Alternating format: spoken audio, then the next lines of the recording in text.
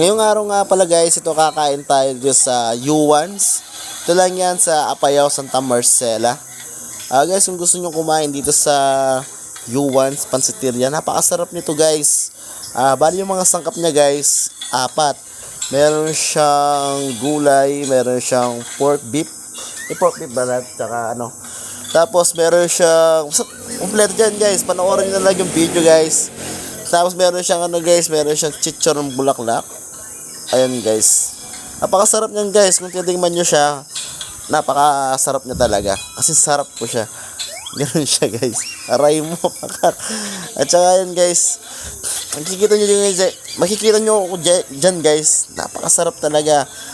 Kasi guys, di ko naman mauubos yan kung di masarap. Pero napakarami niyan guys ha. Kung ikaw lang mag-isa kakain dyan guys, marami siya. Kaya dyan guys, panoorin nyo na lang. Dito tayo ngayon sa Yuan sa Pansiteria. Bali titikman natin guys yung best seller nila dito, yung pansit. Then guys, tara samahan nyo ako. Mama, ano mga best seller nyo dito, ma'am? Ano mga best seller nyo dito sa Yuan Pansiteria?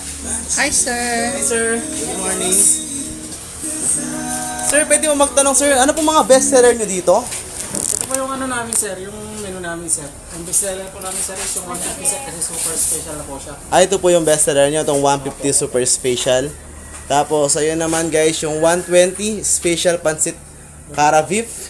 And then, yung 100 classics pansit.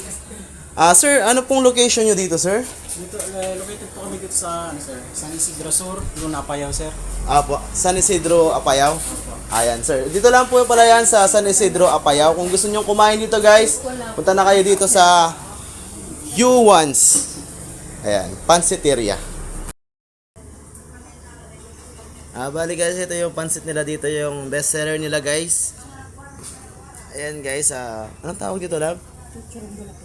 Meron pa siyang chicharon bulaklak guys, oh. So, food trip na tayo guys. Ihalo mo nga lab.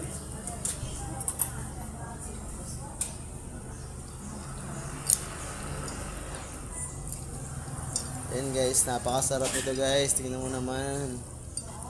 Yan o. Lalagyan pa siya ng sibuyas guys. Guys.